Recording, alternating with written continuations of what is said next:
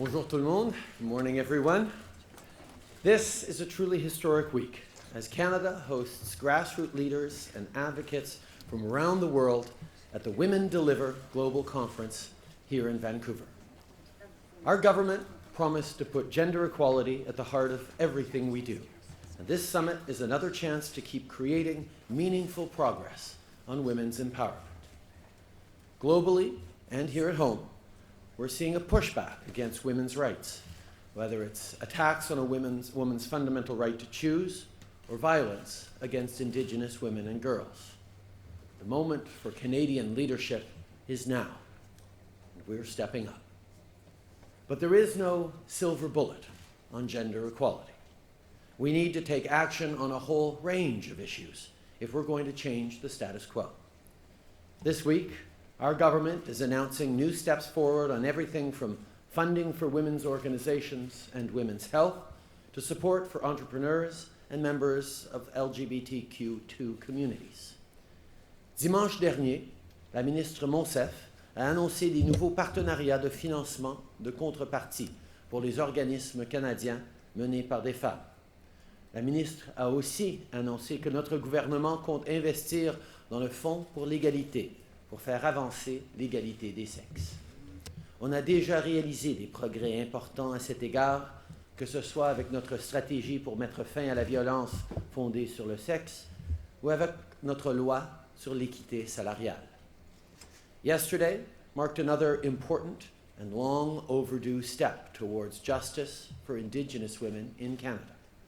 The National Inquiry into Missing and Murdered Indigenous Women and Girls formally presented their final report on Monday, in which they found that the tragic violence against Indigenous women and girls amounts to genocide. Our government will work with Indigenous partners on real and meaningful action as we review the inquiry's calls for justice.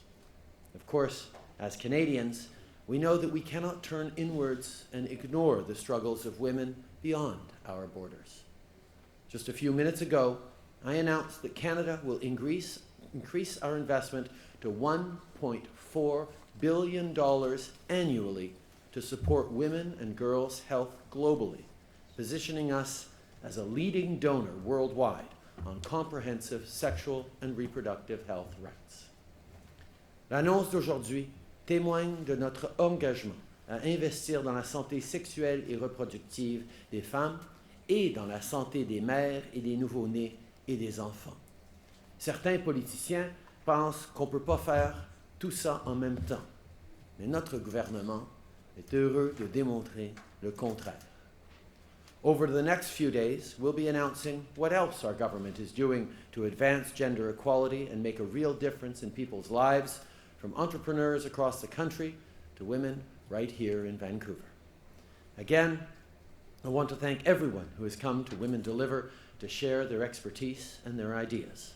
Our government will always be a strong voice and a steadfast ally as we build a brighter future, not just for women and girls, but for everyone. I'm happy to take questions from media now. Prime Minister, over here. Laura Lynch with the CBC, and for the sake of efficiency, I wonder if you could answer the following questions in English and French. With regard to what you say will be meaningful action on the inquiry into missing and murdered Indigenous women, one of the calls is for an independent task force to review and reinvestigate cases of missing Indigenous women, some of whom have been missing for decades, for the sake of the families. I'm wondering if you'll fund that. And I'm going to sneak in a second question here. President Trump today reiterated his commitment to slap tariffs on Mexico, and I'm wondering what that means to the incipient free trade agreement. Thank you. Thank you. First of all, the tragedy that has been ongoing for decades and generations in Canada of Indigenous women and girls going missing, being murdered, and the Canadian system not responding as if it's a priority or even a concern is something that has to end. The tragedy, the impact on families, families that I saw yesterday, is undescribable, and we cannot pretend to be a country that cares about human rights, that has a positive impact on the world, if we do not end this situation once and for all. That's why we accepted the recommendations of the calls to action by the Truth and Reconciliation Commission that asked for a national public inquiry into the missing and murdered Indigenous women and girls, and we acted on it. We accept the calls to justice of the inquiry and will move forward in partnership with Indigenous peoples on taking action across the broad range of calls to action. We will be putting forward our action plan in the coming months that will outline how we as a government will respond to this report and this Commission's calls to actions. And I look forward to doing that with you all in the coming months. La tragédie qui dure depuis des décennies, des générations sur les femmes et les filles autochtones disparues et assassinées doit cesser. C'est une tragédie qui empêche le Canada d'être un pays, le pays que nous aimons imaginer être, un pays qui défend les droits, un pays de justice et d'opportunité. C'est pourquoi nous acceptons les trouvailles de l'enquête de la Commission et nous allons travailler avec les peuples autochtones pour établir notre plan d'action qu'on va partager d'ici quelques mois pour comment on va avancer pour mettre fin à ce fléau qui nous afflige en tant que pays. On the issue of the ratification of NAFTA, we will continue to move forward in a thoughtful, responsible way because we know that the new NAFTA agreement is good for jobs in Canada, in the United States, and in Mexico. We will go through our process in a way that looks to keep pace with and support the American ratification process where there is a slightly greater degree of debate than in Canada. And we accept the statements by Mexican leadership that this will not affect their ratification process, the threats that President Trump has made. Nous allons continuer notre processus de ratification au Canada en ligne avec les États-Unis et nous acceptons ce que le président mexicain a dit que cette menace par les Américains, par le président Trump, ne ralentira leur processus de ratification de l'ALENA. Également, je serai au Canada, comme ma collègue, si c'est possible de répondre en français et en anglais. Tout d'abord, les auteurs du rapport de l'enquête nationale sur les femmes portées disparues parlent d'un génocide. Est-ce que vous considérez que c'est un génocide? Nous reconnaissons que c'est une situation qui dure depuis des années, des décennies, des générations au Canada. Et tous les Canadiens savent que nous devons arrêter cette tragédie qu'est la disparition de femmes et filles autochtones et assassinées. Nous avons lancé une enquête où les commissaires devaient déceler la vérité et faire des recommandations. Les commissaires ont conclu que c'était un génocide et nous acceptons ce qu'ils ont trouvé. Mais notre emphase, évidemment, doit être pas sur un débat sur les mots, mais sur les actions concrètes que nous allons prendre en tant que pays pour mettre fin à cette situation. Et je comprends qu'il y a beaucoup d'attention sur ce rapport et c'est une bonne chose, mais je sais aussi que les Canadiens sont unis dans vouloir voir une fin à cette situation qui dure depuis trop longtemps. We recognize the need for a national public inquiry into missing and murdered Indigenous women and girls, and we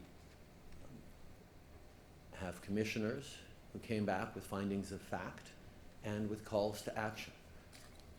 We thank them for their work, we applaud their work, and we accept their findings, including that what happened amounts to genocide. There are many debates ongoing around words and use of words. Our focus as a country, as leaders, as citizens, must be on the steps we take to put an end to this situation. And that is what we are going to remain focused on. Et puis, M. Trudeau, vous avez pressenti un ancien ministre péquiste, Régent Hébert, comme candidat pour la prochaine élection. M. Hébert semble très intéressé par votre offre. Qu'est-ce que ça vous dit sur l'état du mouvement souverainiste au Québec? Je pense que ce que j'ai vu au Québec depuis plusieurs années, c'est une compréhension que les enjeux les plus importants pour les familles, les citoyens, sont le travail, les opportunités, la santé, l'éducation, l'environnement, et la préoccupation sur les structures politiques où l'indépendance n'est plus un élément aussi central du débat politique québécois. Ça ne veut pas dire qu'il n'y a pas beaucoup de gens qui tiennent encore passionnément à cette idée-là. Il y en a. Mais il y a, même ces gens-là savent souvent que le travail qu'on est en train de faire ensemble pour aider les familles continuera quel que soit le système politique dans lequel on se trouve. Alors je trouve que il y a beaucoup de gens qui sont prêts à travailler avec nous pour livrer pour les Québécois, pour les Canadiens. Et je suis heureux de voir beaucoup de gens passer au-delà des débats divisifs du passé pour parler de comment nous allons travailler ensemble pour bâtir un meilleur avenir pour nos enfants. I think one of the things we've seen over the past few years is that the intensity of debate around Quebec independence has reduced or taken somewhat of a backseat to important debates about the environment, about growing an economy that works for everyone, about Canada's standing in the world. And although there continue to be people who strongly and passionately believe in an independence option for Quebec, many of those people continue to work very hard alongside us on creating better opportunities for everyone, challenges that will remain regardless of the political system in which we find ourselves. So I am encouraged to see so many people focused on how we can work together to build a better future for everyone, rather than focusing on the divisive debates of the past. Tansei, and good morning, Mr. Prime Minister. My name is Tina House with the Aboriginal People's Television Network. You cited in the final conclusion of the report yesterday on the Murdered and Missing Women National Inquiry that it was genocide. Do you believe that it was genocide, Mr. Prime Minister? I think one of the challenges we face right now is a lot of people are engaging in debate over words. As I've said, we accept the findings of the commissioners that it was genocide. But our focus is going to be, as it must be, on the families, on the communities that have suffered such loss, on the systems that have repeatedly failed Indigenous women and girls across this country. Our focus is on bringing together people to solve this challenge, and that's what we will remain focused on. Yesterday, many of the families that we spoke with said that it was important for them to hear the acknowledgement coming from you. Is that a yes or no? Do you believe it was genocide? I have acknowledged that I accept the findings of the report. And the issue that we have is that people are getting wrapped up in debates over a very important and powerful term. And our focus, as I said, we accept those findings. We accept the finding that this was genocide. And we will move forward to end this ongoing national tragedy. Thank you for your time. One of the important parts of being a feminist is being able to reflect on your work as a feminist. So for you, using a specific example, where have you come short as a feminist prime minister? And what's the next step in Venezuela in terms of supporting women, given that the operations of the embassy have been closed?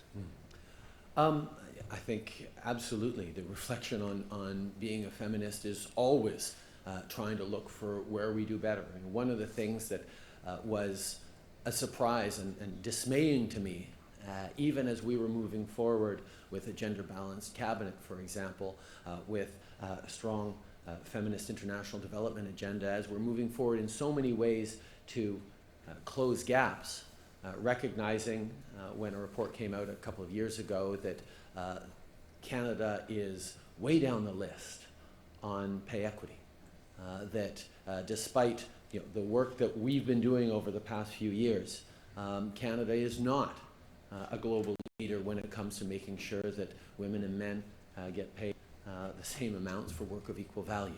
That's why we've moved forward in introducing proactive pay equity legislation, but we know that's going to take time, and there's always more to do. I will continue to reflect on where our shortcomings are and where we can do better, and that's something that is really important.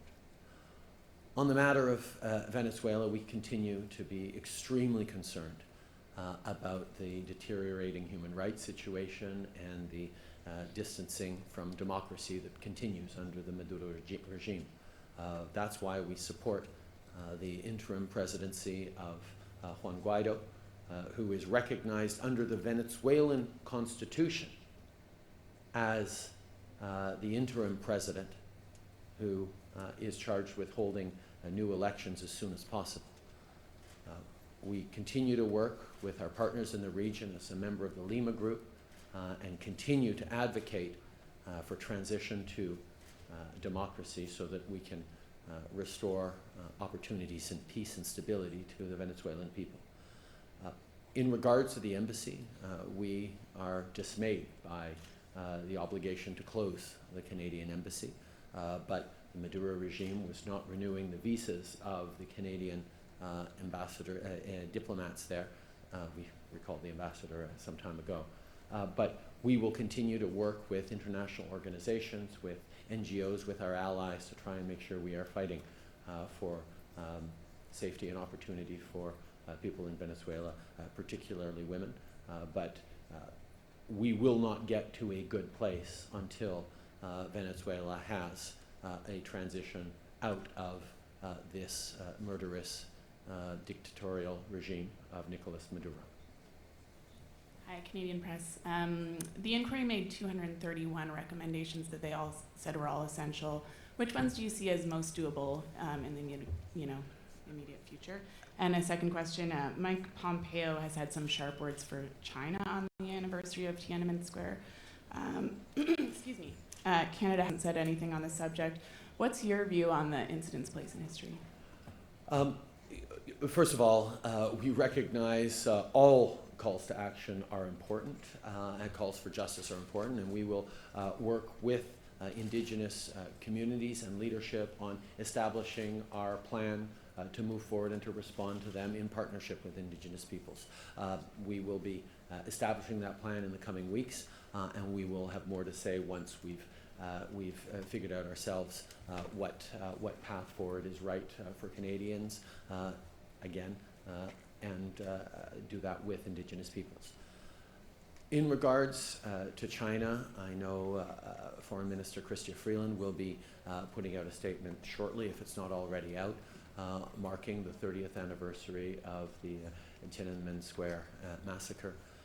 We continue to call on China to respect human rights, to respect the right to protest, to respect freedom of expression, to cease its actions against minorities like the Uyghurs in Western China.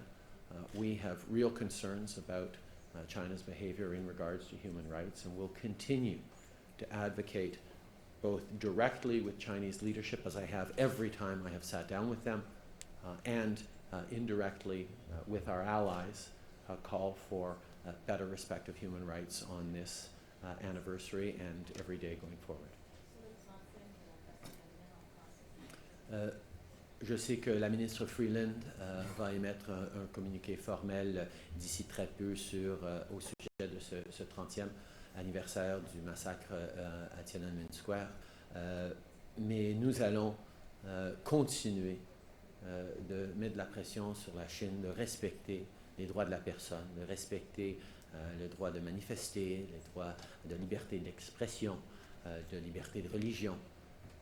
Nous déplorons les actions que la Chine est en train de prendre contre la minorité ouïghour. Nous sommes en train de déplorer la détention arbitraire de Canadiens et d'autres prisonniers politiques en Chine. Et nous avons dit ça directement au leadership chinois, nous avons dit ça directement indirectement avec nos alliés, et nous allons continuer de se tenir fort pour les droits de la personne en Chine et partout dans le monde. Dernière question. BBC Newsroom. You tweeted recently about your concerns that 1 in 5 children around the world are not in education. Why is this, and what are you doing here in Canada? What are you doing about it here in Canada? I also want to know what you think about kids taking time off school to protest about climate crisis. Okay. Thank you for your question. The education of children around the world is a huge priority, particularly the education of women and girls. That's why we made it a central element of our G7 presidency last year. We convened a group of experts, the G7 Gender Advisory Council, that made recommendations to us on how, as a global community, Canada could lead. We could lead as a G7 on some of the most pressing issues. And one of the things that was pointed out was that there's money out there for girls' education, but there was a lack in funding girls' education in crisis or conflict situations. That's one of the first things that disappeared.